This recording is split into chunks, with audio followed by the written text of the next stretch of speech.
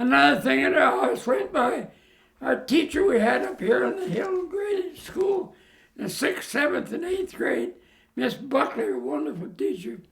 She dropped into our heads. She said it doesn't make any difference where you start or how you end up. It's how you play the game that counts. I've said this millions of times, and I'll say it again. Most of these youngsters around today that don't amount to much weren't brought up. They just come up. You didn't go in a place with your hat on, a restaurant or a house. The minute you went in, that hat come off. Well, it makes me so mad. We go down to the restaurant every Sunday to eat. People come in with their hats on, sit right down and eating. Oh, that makes me mad.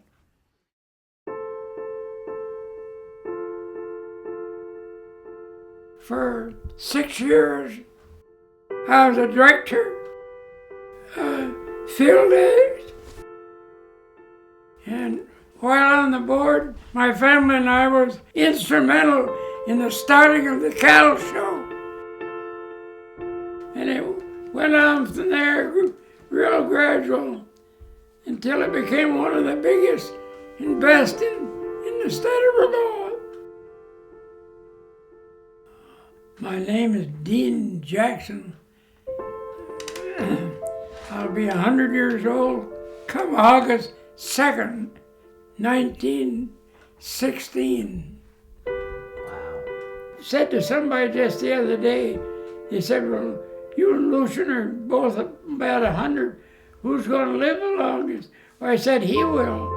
He's in much better shape than I am.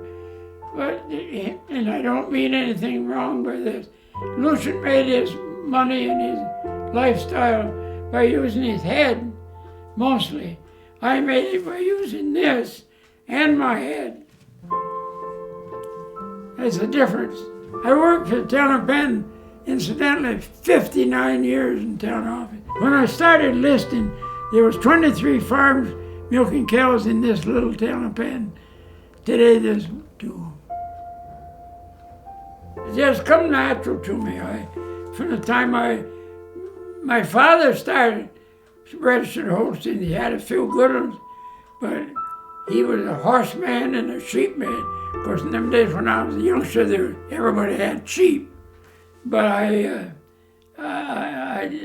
hated sheep. In the 1970s, we were 17th in the United States in production. And I loved cattle right from the beginning. And we worked hard to build that herding, and then they did all this. Paid for everything. The lawyer for the bank, he went through all the proceedings and he called me in with a meeting and see if I could get the money. And he said to me, Dean, you sure you want to go through with this? No, I said, I don't want to go through with it, but I've got to have a decent stable. I'm going to raise a good herd of cattle. And I've got to have the money. I haven't got enough saved to amount to much. He said, I've been back through Jackson's 5 or 6 generations. He said there was never a mortgage on this farm. Well, that made me feel about as cheap as 2 cents. I said, I can't help it. I said, if I have a health, I'll pay it back. We borrowed $12,000. In 5 years, I paid it back. And I've never borrowed a cent since then. Our motto has always been, if we couldn't pay for it, we didn't have it. That idea has gone out the window. Nobody thinks of that today. But we made a great thing of family. We both loved children. And we made up our mind when we was married, we'd have a family if we, good Lord, allowed us to be natural and bring them up to mount to something. And we did. Our oldest boy, he went through UVM, done well. And he, of course, he was fitted to teach. He graduated from UVM. Anyway, the hippie age come on. Remember that when all the sideboards and We've got twin granddaughters from our oldest daughter. They was with their Aunt Janet. They always went to the airport to meet Uncle Roger. When he come off the plane, they were so scared when they run behind him. He come in here, awful looking fella. I could see my wife didn't like him. My wife got a short fuse. Wrong, just a few more. We sat here. She looked at him. She said, Roger, if you're going to eat at my table, you get them whiskers shaved off, look like somebody, or you go somewhere else to eat. They disappeared, and that's the end of that.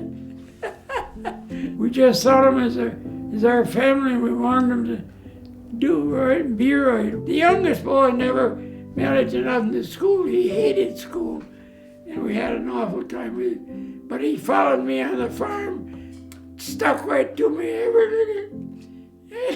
He turned out to be a good farmer just like I am. But you have to set an example for them, teach them, and see that they do that. Bring them up. They know, come up. I smoked for years, and all of a sudden I began to cough and lost my voice. Now I said, whoa, wait a minute, this ain't too bright. I put them cigars on the shelf, my wife down cellar, and there they stayed. They tell you can't stop smoking. Why, that's ridiculous. Of course you can stop. Put your mind to it. I was told never to lie. We had a 50-gallon barrel in the barn. We'd mix a little molasses and water and put it on the hay, and the cattle would eat it better. And had a cast iron faucet on that barrel with molasses, unless you keep it where it's warm, it's miserable stuff to draw. Well, that cast iron faucet, smart aleck like me, Father sent me to draw some one day, and it stuck, and I struck it, and I broke the faucet. My father saw that. What happened? Who broke that faucet? Well, he kept after he found out I did it.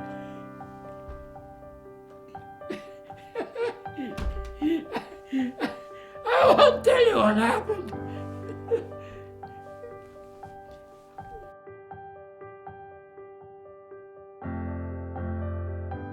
I was brought up to be honest. Well, for God's sake, when you go in a place, take off your hat. Oh, that bugs me. Sit right there and eat with your hat on. Yeah. Why? Good God, you ain't taught nothing. But I guess I told you on the start. I always went by what that teacher taught us. Don't make much difference where you start or where you end up. It's how you play the game that counts.